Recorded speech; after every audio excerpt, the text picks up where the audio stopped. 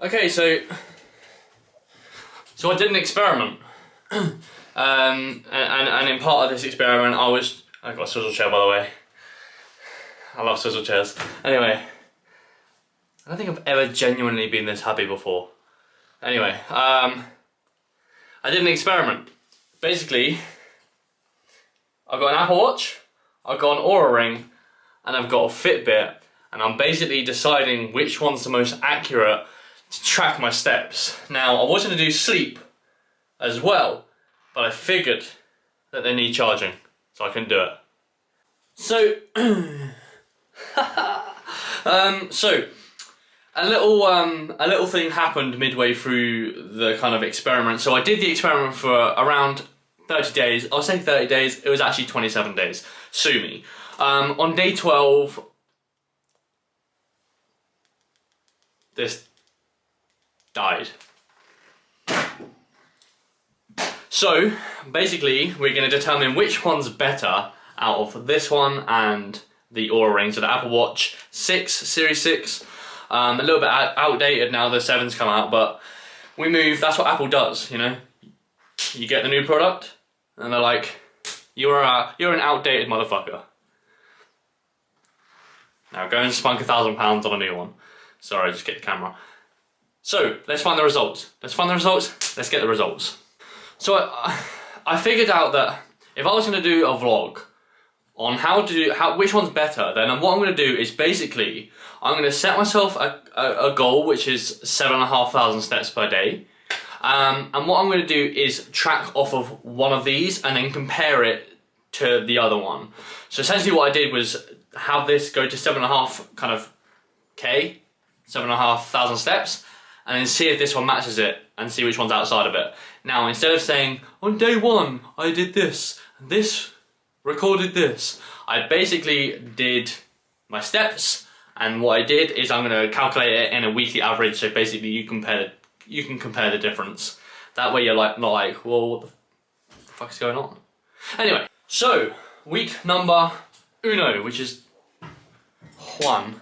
My average step count for the Apple Watch was 54,359. We're going to divide that by 7. The average day was around 7,765, so pretty close to the 7.5. For the Oura Ring, the week's average, or the week, was 59,135. I had to look at that and establish English. Divide that by 7, the average was 8,447.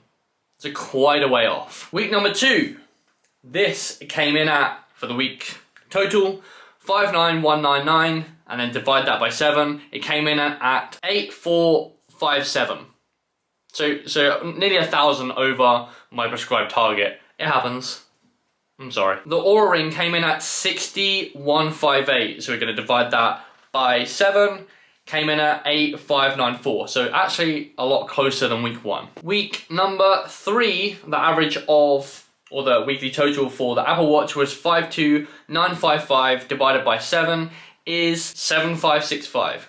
Pretty damn close to my target. The Oura Ring total was 60,564 divided by 7. The week average was 8,652. Nearly 1,000 off, right? Nearly 1,100 off. Now, the last week, the Apple Watch came in at the weekly total 52,185 divided by 7 is 7,455. I don't know what happened there.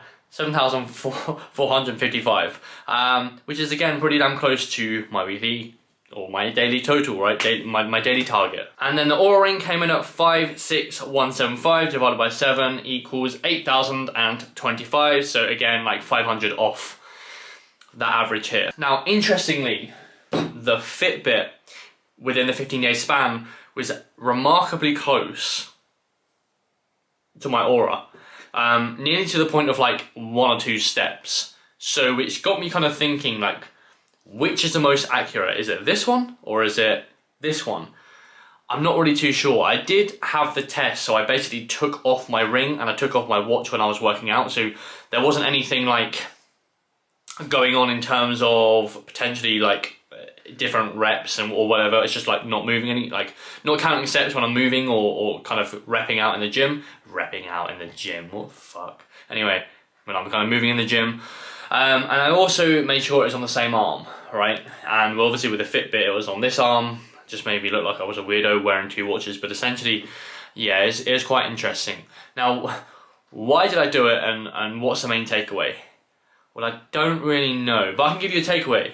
The main takeaway is, set yourself a goal. Set yourself a weekly goal to go by. Set yourself a daily goal to go by. And hit that to one of them.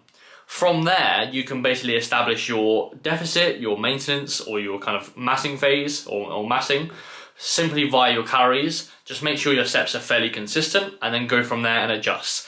If you're in a kind of a fat loss phase and your weight's not budging, you could basically just increase from that data point and not necessarily from all the data points that you have on your kind of hand, right? So yeah, the other thing is, we really love to track every single data point, as in steps, as in sleep, and the only reason why I've got these two is essentially, whilst this is charging, this is tracking my sleep, and vice versa, right? So I don't use this for my kind of step target. I am just actively using it for my sleep, which is actually the very purpose of this Oura ring, by the way. But my main point is, and this useless bit of information is, whilst you're looking at activity trackers, there's going to be huge differences from one to another, right? Why this is, I have no idea. I suspect in like 5 to 10 years, they'll be very accurate. They'll be within 1 or 2 steps, like the Fitbit was to the Oura ring. But right now they're not. So again, just take one data reference point and then move and adjust accordingly. So yeah, that's what we're going to do. Anyway, thank you for tuning in. Hope you're well. I'll speak to you in the next vlog.